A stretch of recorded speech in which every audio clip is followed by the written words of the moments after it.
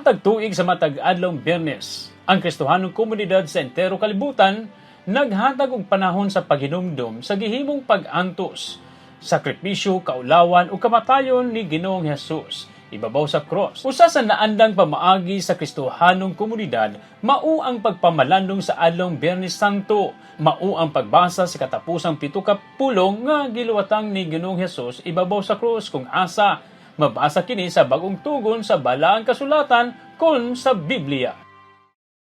Eli!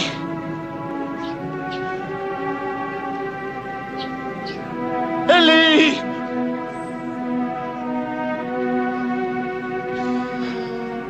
Lamag sa bagsani! Ang katapusang ikaapat nga pulong ni Hesukristo mabasa kini sa Mark chapter 15 verse 24 ug Matthew chapter 27 verse 46 nga nagkanayon, Dios ko, nganong gibiyaan mo ako. Ang pagsinggit ni Jesus ngadto sa iyang amahan, nagpakita kini nga gihangop gayon ni Kristo ang pag-anto sa pisikal nga mao'y naghatag og paglaom kadaugan batok sa sala nga panunod sa tawo ang ananog kang iba. Gibotyag ni Christ is Risen Alliance Fellowship Senior Pastor Reverend Dumidoro Caboynas nga ang pagsulti ni Jesus nga amahan ko nganong gibiyaan mo ako. Nagpasabot kini nga gihubo ni Kristo ang iyang pagkadios sa ingon matuman ang misyon niini nga mao ang pagluwas sa tawo pinaagi sa kamatayon ibabaw sa cross 2000 ka tuig na ang nakalabay. Katong mga pulong my God, why have you forsaken me? So, waka to ang pagpailang ang pagka-Diyos ni Kristo na itong panahon na. Totally yun nga iyahang kumbaga iyahang yung gibiyaan aron nga matuman ang iyahang mission din sa mga tao. Kay kung totally nga naapasiha ang pagka-Diyos na itong panahon na dili gid siya mamatay. O dili gid siya mamatay ato. So dapat nga ang iyang pagka-Diyos na itong panahon na iyang give up for the sake gyud sa mga tao nga para nga matumang gyud ang iyang mission nga mamatay siya tungod sa sala sa tao. I see.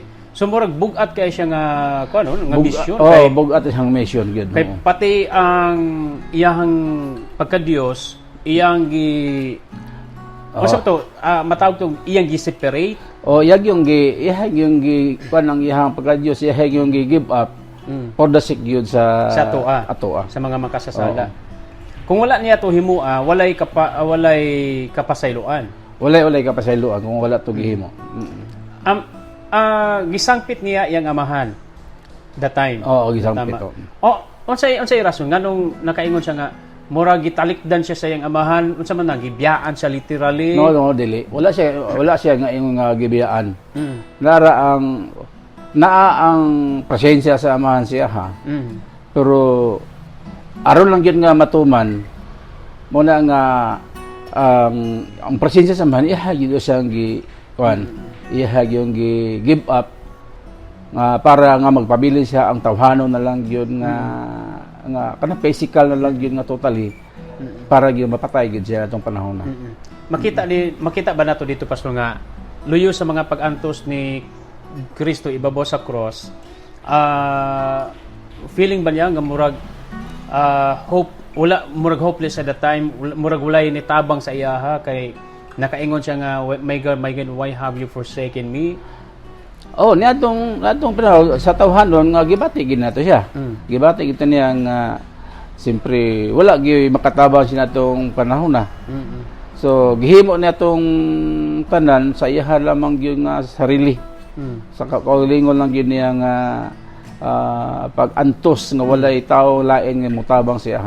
Kailangan pun niya tong himuon. Okay na himo kay gitagna naman na daan nga sa wala pa siya mamatay, gitagna na daan. Siya mismo nakabalo siya nga siya patyon yun na itong higayuna alang sa kapasyaluanan sa sala sa tao. Tanan. Oo. Suma ni Reverend Cabuinas, gibuhat ni Jesus ang pagtugyan sa iyang kinabuhi ngadto sa Romanhong kagamhanan, gumikan sa dakong gugma sa Dios sa kalibutan ug hatagan og katumanan ang misyon nga bayran ang sala ug limpyuhan sa hamilin nga dugo ang mga tawo aron malimpyo ang kinabuhi sa tanang mutuog mudawat kaniya ug mao kana ang leksyon nga makuha sa tanang mosalig ngadto kaniya. Ang lesson ginato nga makuha diya nga isip nga mga tao nga makasala. Muna nga si Kristo iyahag yung gitugyan ng iyahang kaugalingon para lang yun tang matuman gina ang iyahang misyon sa kalibutan ang pagpasaylo gyud sa sala. So mao gitoy lesson nato nga makuha nga si Kristo gitugyan gina iyang kaugalingon. Tanan-tanan. O tanan-tanan wala siya pagduha-duha.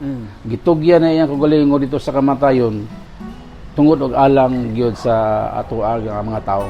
Kaya makaingon ka nga that time nga naa sa pag-antos si Kristo, the more unta nga nagkinahanglan siya sa presensya sa iyang amahan. And yet, daw mura gitalikdan siya that time. Oh, yan ang panahon na. Oo. Gidawat gid niya sa iyang kaugalingon nga gihalad gid niya ang iyang kinabuhi. O sana to pag-aplikar sa adlaw natong kinabuhi ang gihimo ni Kristo ibabaw sa cross, Pastor? O dapat ta magkinabuhi nga kanang nahigugma ta sa Ginoo. O tungod kay wala si Jesus Christ nagtugyan sa kaugalingon. Kung wala niya gi-give up ang iyahang pagka-Dios natong panahon na kailangan ang presensya sa Dios amahan siya. Kung wala niya gi-give up, so wala gid tay paglaom. Wala tay kapasyaluanan. So dapat ang ato ang kuan diha nga atong response unta nga magkinabuhi pud ta sa matag adlaw, magkinabuhi ta nga kanang makapahimuot pod sa Ginoo. Kay iha man ta gipakamatyan ta sa ubaw sa cross. So muna nga atong pagkinabuhi dapat ang atong response ana sa Ginoo balusan nato siya pod og pagkinabuhi nga matarong.